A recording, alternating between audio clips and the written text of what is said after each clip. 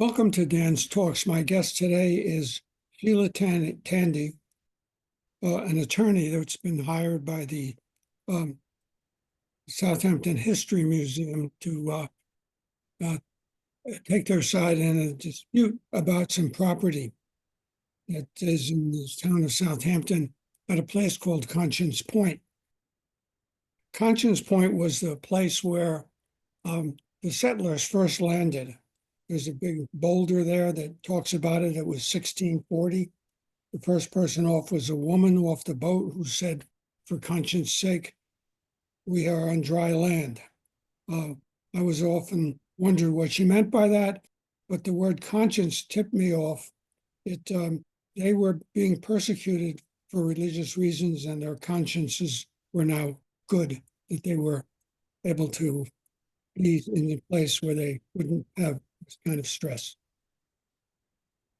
The second thing, the reason we're speaking together is that this disputed land is a piece of about 6 acres, 5 or 6 acres, that consists of the entirety of the Conscience Point area, which involves a number of twists and turns and stuff where the boat came in.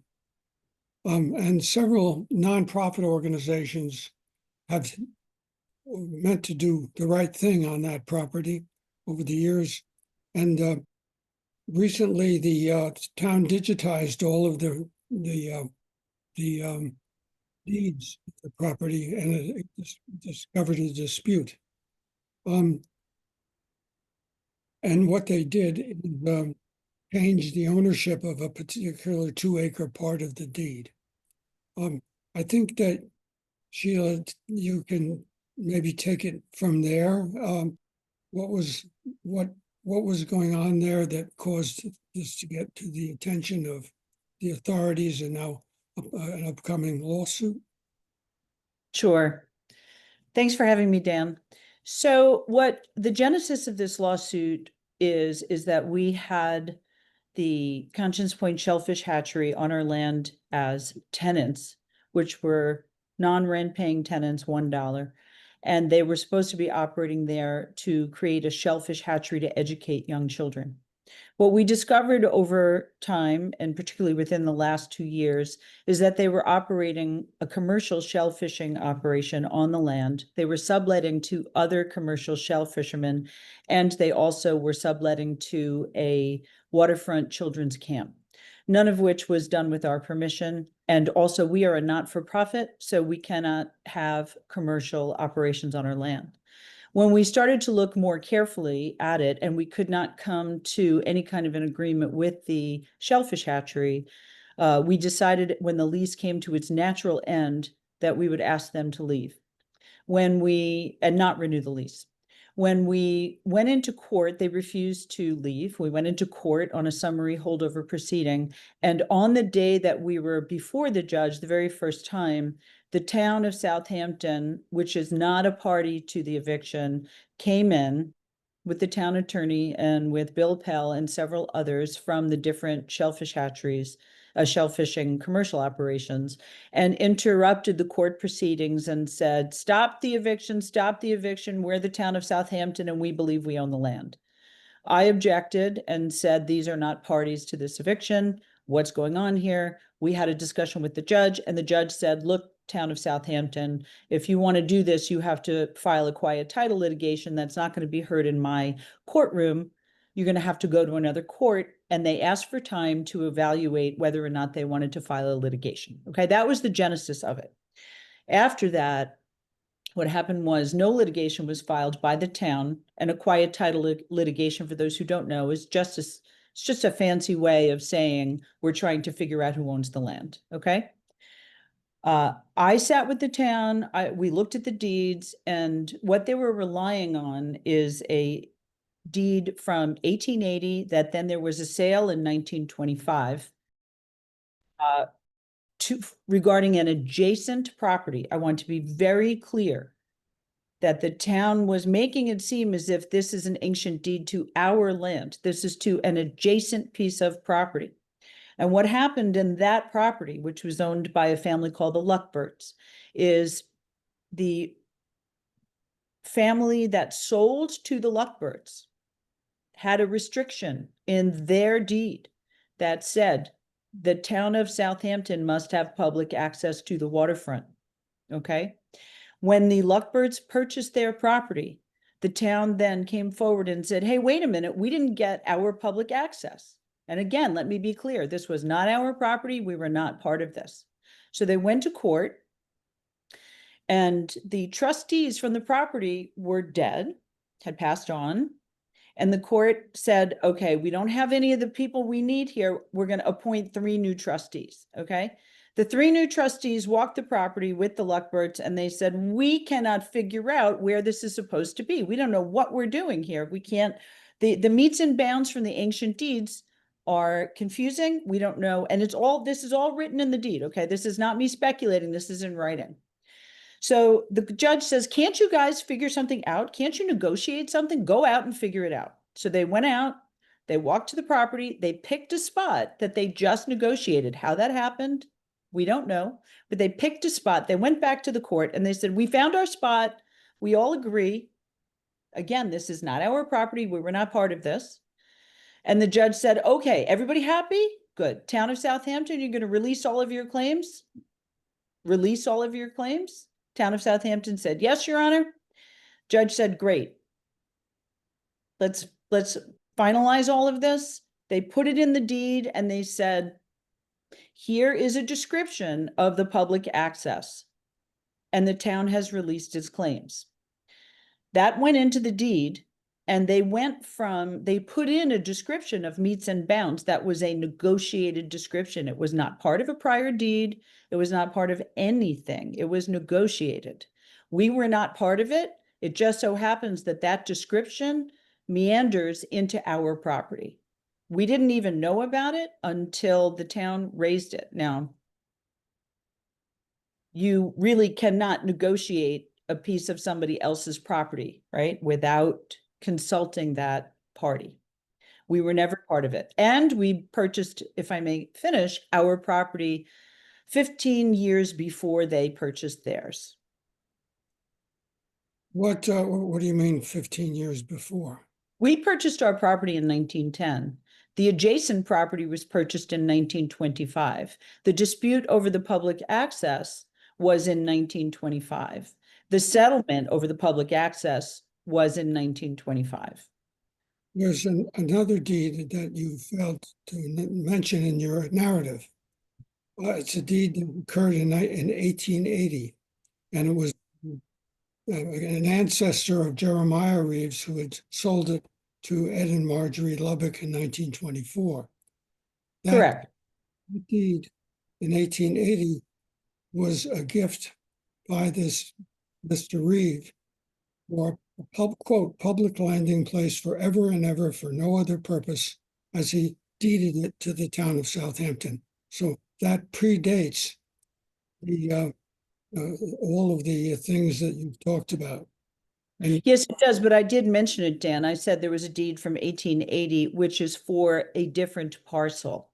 This is the adjacent parcel I'm referring to. The deed that came from 1880 with that restriction in it, meaning the town of Southampton needs to have access, that is for somebody else's property, a family called the Luckberts.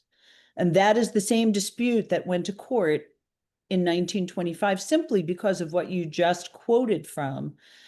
The town of Southampton said, hey, wait a minute, we didn't get our public access. So this entire discussion in court, which stemmed from the exact quote you provided from the 1880 deed, and then the court appearance in 1925, where this is all recorded correctly in the 1925 deed, was a negotiated public access with 3 court-appointed trustees who admittedly, and it is in the deed, it says we can't figure out where this is because the 1880 description, again, for somebody else's property, is too vague. We don't understand it.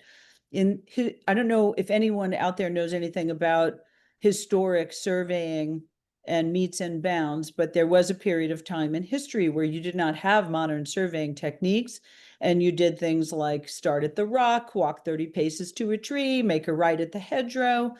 They were not able to determine from that separate piece of property what it was, which is why they negotiated it. But when they negotiated it, they somehow, and no, we weren't there in 1925, accidentally meandered into our property, only with their description, okay? But at the time, the town of Southampton released all of its claims. The town of Southampton took that successful negotiation and failed to subdivide the property. If they believed they owned it, they did not create a separate tax lot. If they believed they owned it, they bothered to go to court, but they didn't bother to create ownership on the official records, tax maps, deed, etc., which suggests very, very strongly that all they believed they had was public access, not ownership. If they believed they had ownership, they would have handled that at the time. And the people who make the decision about what meets and what property belongs to who is the county, not the town. And the town shows what they have when they go to do maps, and the county then decides which is so from what they have. So from the town's perspective, the town sent this off, and the county looked at it and said, according to what we have got, then the town does own this piece of land and not anybody else, and it never was sold to anybody else because nothing in writing postdates it. Well, that's not quite right in terms of the procedure. The way the procedure works, specific to the town of Southampton and the county of Suffolk, is that the recommendation to make a change to the tax map can only be done by an application to the town itself. The town tax assessor reviews that recommendation and makes a determination, and then makes a recommendation to the county, and the county usually accepts the town's recommendation. Now, in this instance, the town is enriching itself by making a determination that it owns a piece of property. We were not consulted, we were not part of it. And you and I could not go to Suffolk County or go through the tax assessor and claim a portion of our neighbor's property without having our neighbor consulted. It is purely because the town has the power to make that recommendation that they were able to change the tax map to enrich themselves by claiming ownership. So I disagree with that the county makes the ultimate decision. Yes, the county does, but they do it based on a procedure that is written down. Recommendation. Correct. Now, Say anything different than what you did. pardon me? You didn't say anything other than what you did, but it doesn't account for the earlier deed. It seems as if this property we're referring to was sold to the town twice, once in 1880 and once in 1924. And just to make an interesting notation about it, the fact is that up until quite recently, all of this was in giant books that you could look through. I had looked and seen with my own property. They're all marked, and the books are old. And then they digitized all of this. And when they were able to do a complete search to see who owned this property and when the last time it was sold. Online, was an error made by somebody entering the data. And the recommendation is what they gave to the county to make the change. So when you're researching these things, it's important to be careful that you're looking at official surveys and not draft maps or construction related maps. In this instance, there was a development map that was drawn not by a surveyor. It was just a drawn map. So what the town historian who did this research was relying on was never an official survey. It was never part of the tax map. It was a drawing that was done by a construction company. No official survey that the town relied on said that, nothing. And we have official surveys from our own property that it very clearly shows the demarcation of the land, including the portion that the town is now claiming ownership of. So why wasn't that part of what you were presented to the judge, and when you learned of this, could send off to the county, or how does that work? So the judge that we were before does not have jurisdiction over these kinds of cases. There's only over the landlord-tenant dispute. So that case is still open, but it is now on hold pending a discussion and potential litigation, which we've provided notice for regarding who owns the property. But to clarify, this property was never purchased by the town. There was, in the 1880 deed, it was a recommendation, or not a recommendation, it was a directive that the town be given public access. And then that access was clarified and claimed by the town in the 1925 deed. But again, it is for a different piece of property. And the most important thing to understand here is that it is made very clear in writing in the 1925 deed that they could not figure out where the landing place was supposed to be, so they negotiated it. That is where the confusion comes in, because the town went into court where I was standing there and said, this is the deed from 1880, the predecessor deed. That is not accurate. That deed is for the Luckberts property. We did not purchase, we owned from the Luckberts, we purchased from the Reeves prior to 1925 and 1910. It's a different piece of property. It just so happens the negotiated access somehow, without consulting us. I mean, who knows? The Luckberts could have said, hey, how about over there? And everyone went, oh, okay. It's just, we just don't know how it happened. But I did pull the court file from 1925, and I do have the deeds. And I did present that to the town, and the town is just ignoring the fact that it was a negotiated access. Yeah, you're further and claims that this was, I don't think you used the word malicious, but you used the word, this was a connivance between the hatchery and the town. I don't know the exact wording, but you would. But you wrote. Well, the town very clearly did not want the hatchery to leave. One of the subtenants of the hatchery claims to be providing oysters to 57 Whole Foods, 57 Whole Foods, plus private clubs and restaurants. We are a not-for-profit. This is a landmarked piece of land. This is a historic piece of land. We are a chartered museum, a chartered educational organization. We are overseen by the New York State Attorney General's office. We cannot have commercial shellfishing on our property. However, if the town's view is that they want to support commercial shellfishing, we're not against commercial shellfishing. It just can't be on our land, and they can't take our land just because they want to. And that is the real important thing you need to understand here, is that you cannot just take someone's property without going through the proper legal procedure to do so. That is an unconstitutional taking. And a town, municipality, state, any government cannot take your land without due process.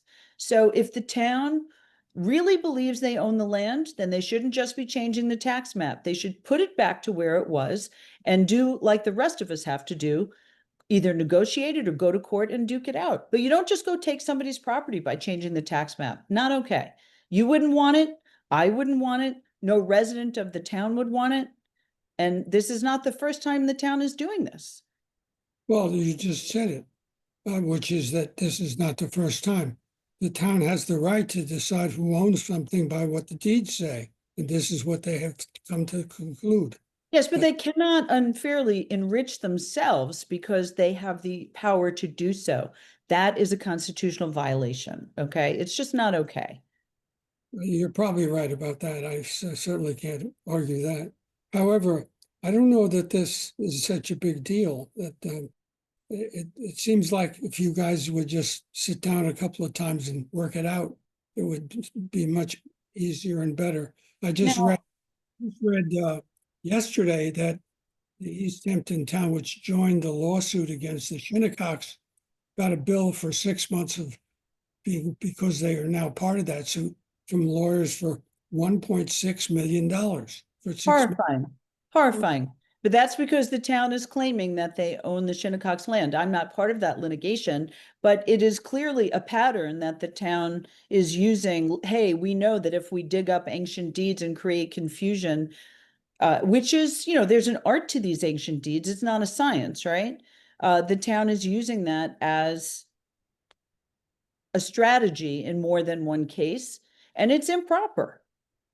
I don't know that you can say that. I know that George Washington was a surveyor before he was called in for the war.